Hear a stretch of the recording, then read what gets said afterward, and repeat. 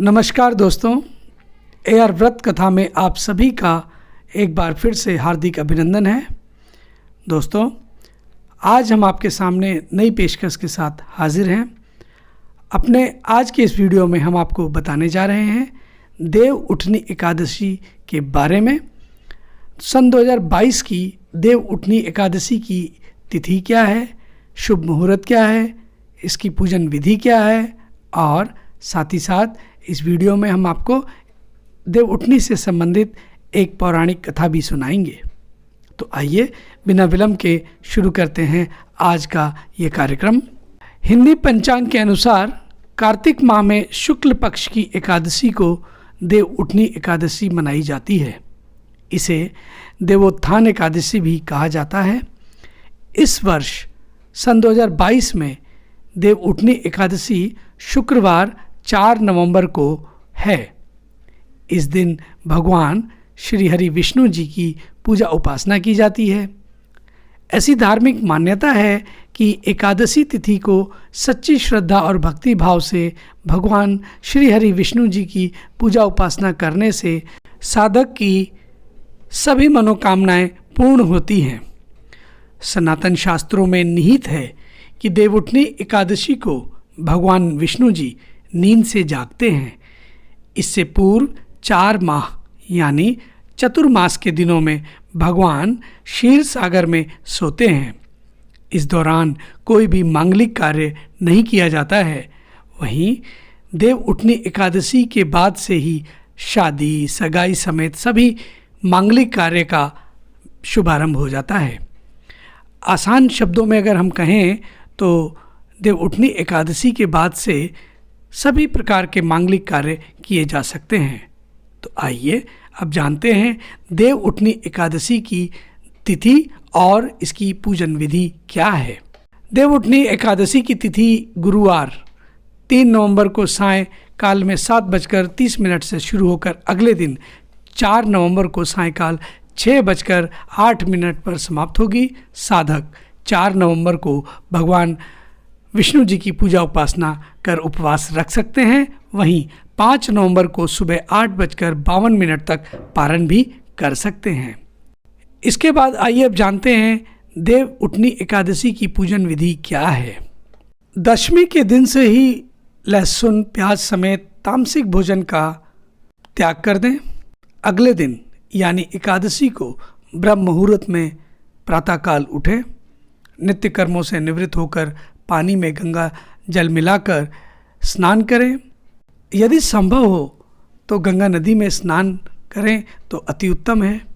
इसके पश्चात आमचन कर व्रत का संकल्प लें। अब सूर्यदेव को जल का अर्घ दें। फिर भगवान श्री हरि विष्णु जी की पूजा फल, फूल, पुष्प, धूप, दीप, कपूर बाती, पीले मिष्ठान आदि से करें। अंत में आरती अर्चना करें। दिन भर का उपवास रखें और संध्या काल में आरती अर्चना करने के पश्चात फलाहार करें। दिन में 1 बार फलाहार और जल ग्रहण आप कर सकते हैं। 5 नवंबर को नित्य दिनों की तरह पूजा उपासना करने के बाद इस व्रत का पारण करें। इसके बाद ब्राह्मणों और ज़रूरतमंद को अन्नदान कर भोजन ग्रहण करें। कुछ जगह देव उठनी एकादशी की पूजा अलग ढंग से भी की जाती है। आइए थोड़ा उसके बारे में भी जान लेते हैं। इस दिन शाम को जमीन को पानी से धोकर खड़िया, मिट्टी व गेरू से देवी के चित्र बनाकर सूखने के बाद उन पर 1 रुपया, रुई, गुड़, मूली, बैंगन, सिंघाड़े, बेर उस स्थान पर रखकर एक परात से ढक दें। रात्रि में परात बजाकर देव उठने के गीत या बधावा गाएं। बधावा गाने के बाद दीपक से परात में बनी काजल सभी लगाते हैं। शेष काजल उठाकर रख लिया जाता है। आषाढ़ शुक्ल एकादशी से शयन किए हुए देव इस कार्तिक शुक्ल एकादशी के दिन उठते हैं और सभी शुभ कार्य, विवाह आदि इसी दिन से शुरू हो जाते हैं। यह पूजा उसी स्थान पर करते हैं जहाँ होली, दिवाली इत्यादि की पूजा की जाती है। कुछ स्त्रियां इसी एकादशी के दिन तुलसी और शालिग्राम के विवाह का आयोजन भी करती हैं। तुलसी शालिग्राम विवाह पूरी धूमधाम से उसी प्रकार मनाया जाता है जिस प्रकार से कोई सामान्य विवाह। शास्त्रों में ऐसी मान्यता है कि जिन दंपतियों के कन्या नहीं होती वे तुलसी विवाह करके कन्यादान का पुण्य भी प्राप्त कर सकते हैं। तो भक्तगण, ये पूजन विधि भिन्न भिन्न प्रकार से भिन्न भिन्न जगहों पर करी जाती है। इससे संबंधित ये थी हमारी पूजन विधि की जानकारी।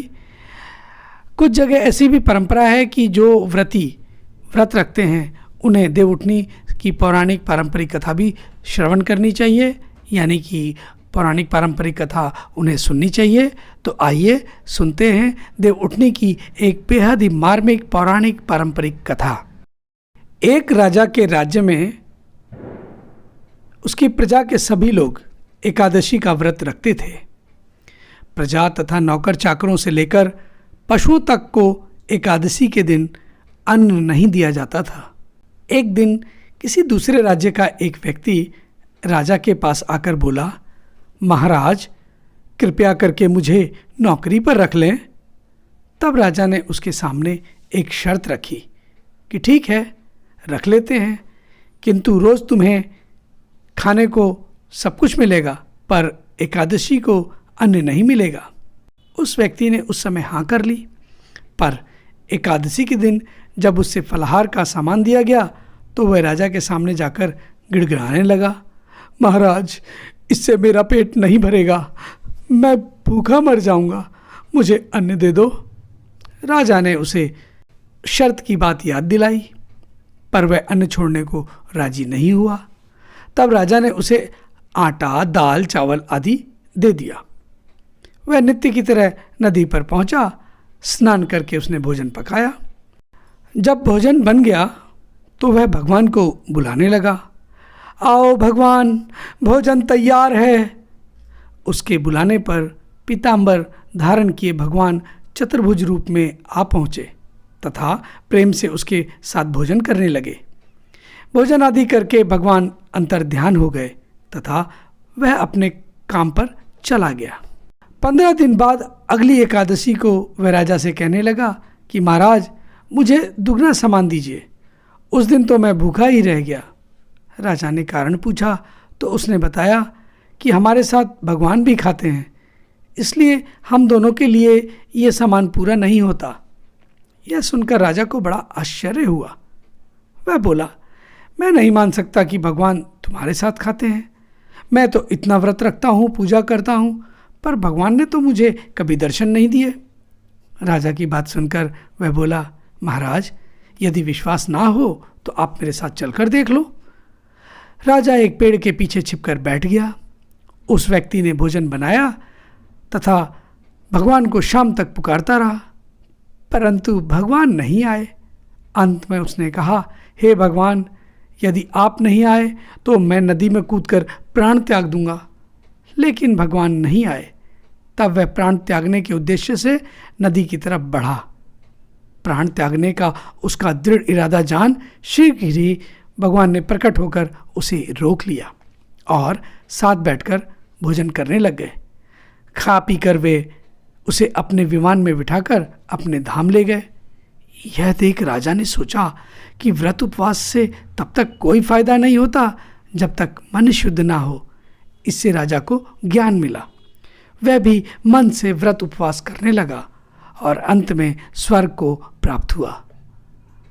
तो भक्तगण, ये थी देवउठनी से संबंधित बेहद रोचक मार्मिक पौराणिक पारंपरिक कथा।